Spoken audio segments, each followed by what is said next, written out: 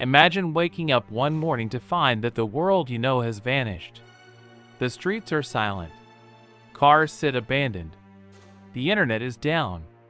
Emergency broadcasts fill the airwaves with desperate warnings.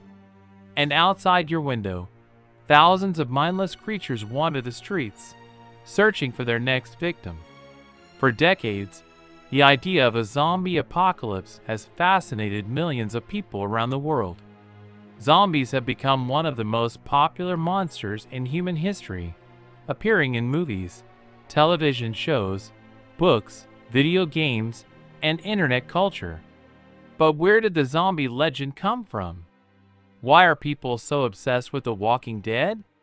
And could anything resembling a zombie outbreak actually happen in real life? Today, we're diving deep into the dark and fascinating world of zombies. Many people believe zombies were invented by Hollywood, but their story goes back much further. The original zombie legend comes from Haiti, where stories emerged centuries ago about dead people being brought back to life through supernatural means. In Haitian folklore, a zombie was not necessarily a flesh-eating monster.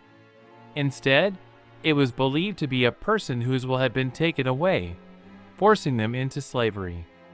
These stories were connected to spiritual beliefs and local traditions. During the colonial period, the fear of losing one's freedom and becoming trapped in eternal servitude was a terrifying concept. The zombie became a symbol of that fear. When travelers and writers brought these stories back to Europe and North America, the legend began to evolve. The first major zombie films appeared in the early 20th century. However, zombies as we know them today were largely created by filmmaker George A. Romero. In 1968, Romero released the groundbreaking horror movie Night of the Living Dead. The film changed everything. Instead of mind-controlled servants, Romero's zombies were reanimated corpses that fed on the living. The movie was shocking, violent, and unlike anything audiences had seen before. More importantly, it introduced many zombie rules that still exist today. The dead come back to life. Zombies spread infection through bites. Society collapses. Survivors must fight for resources. Destroying the brain stops a zombie. These concepts became the foundation of modern zombie fiction. For several decades, zombies remained a popular horror monster. But during the early 2000s, zombie popularity exploded. Movies such as 28 Days Later and World War Z introduced faster, more aggressive infected creatures. Television audiences became obsessed with The Walking Dead, which transformed zombies into a global entertainment phenomenon. Video games also played a major role. Titles such as Resident Evil, Left 4 Dead, and Dying Light allowed players to experience the apocalypse firsthand. Soon, zombies were everywhere. The popularity of zombies raises an interesting question. Why do people love them so much? Psychologists suggest several reasons. Many zombie stories involve infections spreading rapidly through populations. This mirrors real-world fears about pandemics and deadly diseases. A zombie outbreak represents the ultimate uncontrollable epidemic. One bite can change everything. Zombie stories often explore what happens when governments fail, infrastructure collapses, and society breaks down. People lose access to food, medicine, electricity, and law enforcement. These scenarios force characters to make impossible choices. Zombie stories allow audiences to imagine how they would survive in extreme circumstances. Viewers naturally ask themselves, where would I hide? What supplies would I gather? Who could I trust? Could I survive? This makes zombie fiction highly immersive. At their core, zombies represent death itself. They are reminders that mortality is unavoidable. The Walking Dead symbolize humanity's deepest fear, the loss of identity, consciousness, and control. This is where things become truly fascinating. Scientists generally agree that traditional movie zombies are impossible. Dead bodies cannot simply return to life and function normally. Once the brain dies, the complex biological processes required for movement and consciousness stop permanently. However, nature does provide some surprisingly zombie-like examples. One of the most famous examples is a fungus called Ophiocordyceps unilateralis. This fungus infects ants and gradually takes control of their behavior. The infected ant climbs to a specific location before dying. The fungus then grows out of the ant's body and releases spores to infect more victims. It's so disturbing that it inspired elements of modern zombie fiction. Although this fungus cannot infect humans, it demonstrates that parasites can influence behavior in extraordinary ways.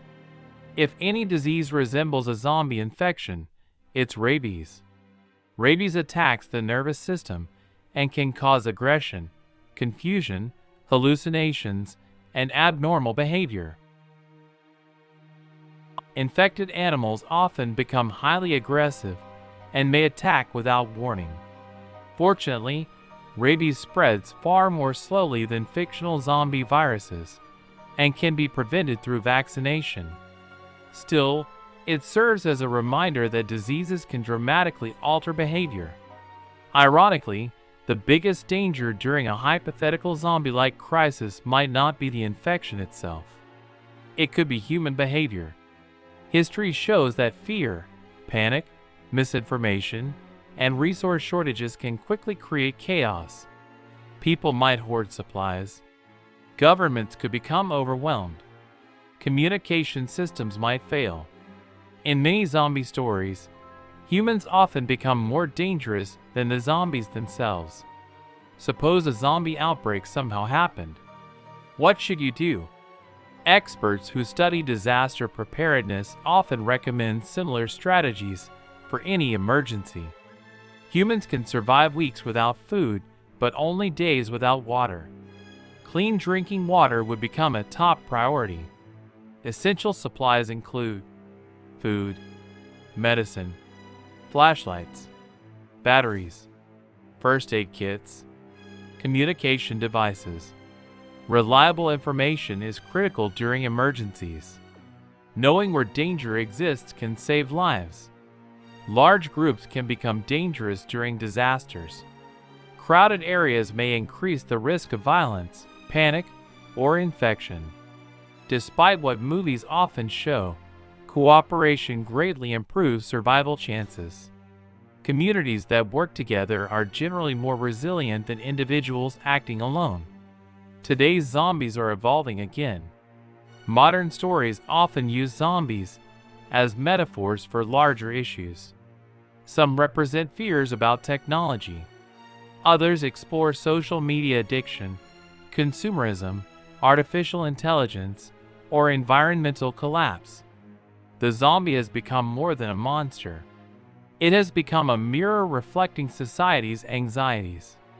Every generation creates the zombie story it needs.